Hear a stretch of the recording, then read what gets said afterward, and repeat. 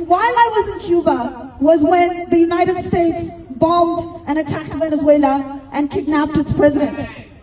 And this has a huge impact on Cuba because Venezuela was one of the last remaining allies of Cuba that provided Cuba with support, with energy support, and so forth. And so Trump said that. He did it in a clean way. Nobody died. This is a lie. There were more than 100 people who died, and 32 of them were Cuban. And despite 65 years of sanctions, Cuba remains a beacon of peace, of prosperity, of health, of education, higher literacy than the United States, the so-called richest country in the world.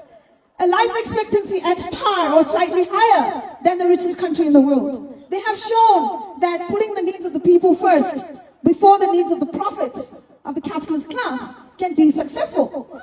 And this is despite 65 years of strangulation. So imagine what they could have achieved if they were allowed to operate as a sovereign state. So sovereignty is a really important thing for the peoples of the world, just as it is here. Tino Ranga Tiratanga is important, isn't it? So we can still see that the 65 years of embargoes have put pressure on the Cuban economy. They have crumbling infrastructure.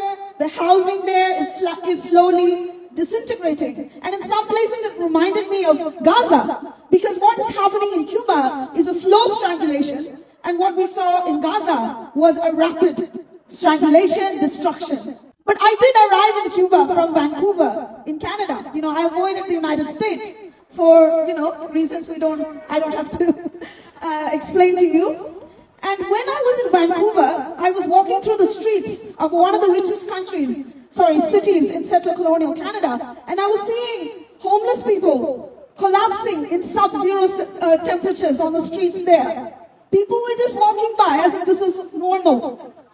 And then I come to Cuba, which has 95% housing ownership among its population.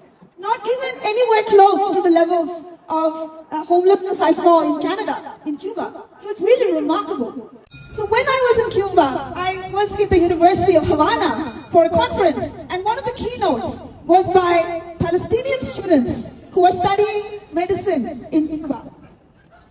And this keynote was so insightful for me, because what they said is that what Cuba does is not only provide a medical education, but also a revolutionary education.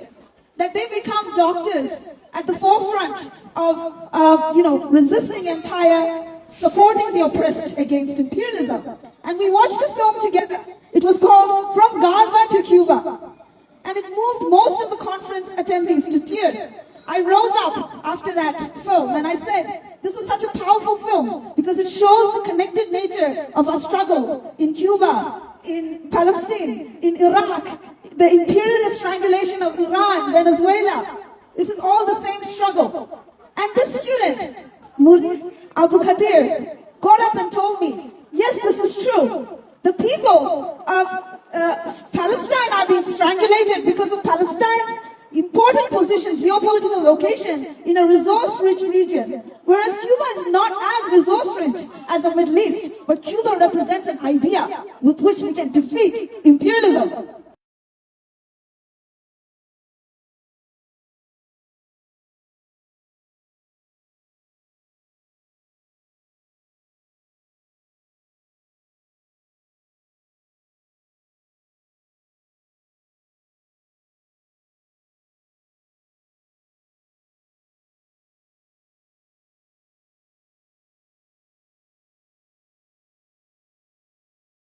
The reason why Israel acts with impunity is it's because it has the backing of the largest military network in the history of humanity. It has the backing of a global financial system which is underpinned by the US dollar and so forth. I want to say one more thing. Recently we are seeing Western leaders suddenly waking up to imperialism. The Canadian Prime Minister, Carney, saying that well, we already knew that the so-called rules-based international order was false. But we still went along with it because it benefited us. But now Trump is turning against Canada and Greenland. And so we no longer accept it. So we're seeing people like Macron saying the same thing to Trump. He's saying, hey, we're on the same page with Iran, with Syria, with Gaza, but why are you touching? Why are you touching Greenland? So suddenly, the imperialists are getting a taste of their own medicine. So we must be wary of these leaders, like France, like Canada, which went along with the genocide, but now are claiming to oppose it. But a fracture in the empire is good news, okay?